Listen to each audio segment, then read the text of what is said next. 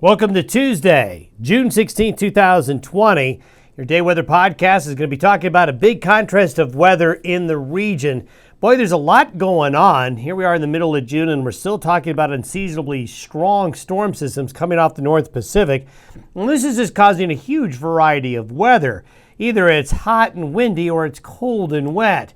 We have this strong Pacific trough that's going to bring rain and snow to some areas today, tonight, and into tomorrow, especially the high elevations of western Wyoming, Montana, Idaho, even into northern Utah. We're going to see windy and warm weather with very high fire danger east of the divide. East of the divide, it's like a blow dryer, hot and windy and drying out. West of the divide, it's cool and wet. Now, we do see shower and thunderstorm activity during the second half of the week, and cooler conditions over the rest of the areas east of the divide. Now, a lot of you have probably realized we've got a lot of smoky, hazy conditions out there. This is a map showing where the smoke plumes are across the United States due to regional fire season. It is just the time of year, folks. June is usually when we do start to see fires down in this part of the United States, and that's exactly what's going on. A lot of the smoke that's feeding into the western high plains and Rockies is from the fires burning down in Arizona. Northern and southeastern Arizona, those fires are pretty large, and the low that's up here is drawing up that smoke and pushing it all the way up to near Hudson Bay, Canada. Now, as the system sweeps by to the east, a lot of this smoke will get directed to the east and south and move out of the area. But if you're wondering about the haziness, well, that's why. Now, I want to show you something, the way the month of June has gone. It's been a month of contrast. Now, there's been some talk here in the news about how hot it's been for the month of June for a lot of the United States, but it's really concentrated in this area here. This part of the United States really warm as southwest winds out of the deserts have been very prominent in the month of June. But this is what happens a lot of time. When you get extremes, you're going to have the extremes somewhere else. Look at that. Look at the extremes up in Canada in the month of June. In fact, a large part of North America, especially Canada, the Pacific Northwest, has had much cooler than average conditions in June, a larger area than warmer than average temperatures. But this area right here has really had a very warm and dry June. And this has also been true right here in this part of the world, and that's always a concern. When you're dry in May and June here, especially with the developing La Nina, that's something that will go on and something we'll need to watch for all summer. But this above average temperature region here will be affected by the cooler air that's coming. And here it is. The trough of low pressure as of today into eastern Oregon, it's going to slowly move eastward across the region.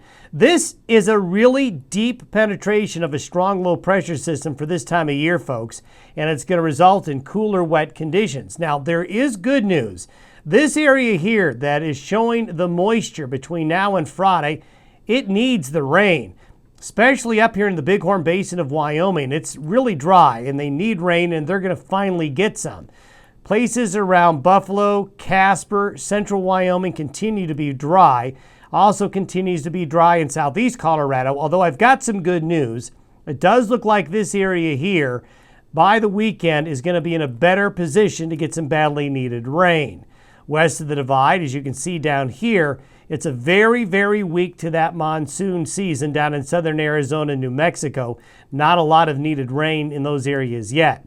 Snowfall-wise, this is the snowfall forecast between now and Friday. Even the higher peaks of Colorado and southern Wyoming could see a few flakes of snow before the week's over, but it's up here. The Beartooth, the Sawtooth, the Wind Rivers, the Bighorns.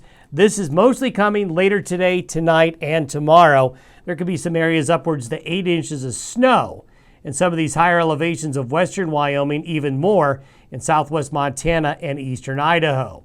By the 10-day period out, this is what I talked about earlier. This area here is showing a better chance of shower and thunderstorm activity. Central Nebraska areas as well. We do think that there is some hope here that a better chance of thunderstorms this weekend and early next week for eastern Colorado and the panhandles will develop. We still have this wedge of dryness in central Wyoming going back into northeast Utah and northwest Colorado. Now, this is an area of concern. It just seems to be missing out the way these storms are tracking, just kind of leaving this area high and dry. As we take a look at where we are on Saturday, We still have the upper level low. It's now moved into south central Canada. But notice we have a trough. So it is still going to stay relatively cool in this part of the country right on into the start of the weekend. And these are the temperatures that are going to evolve here in the coming days. Look at the contrast. This is for today. This is for Tuesday.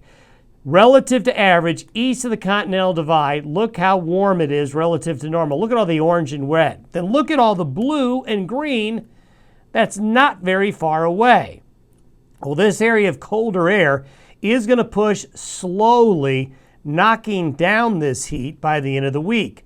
And this is by Friday. By Friday, we've got temperatures as much as 20 to 25 degrees below average.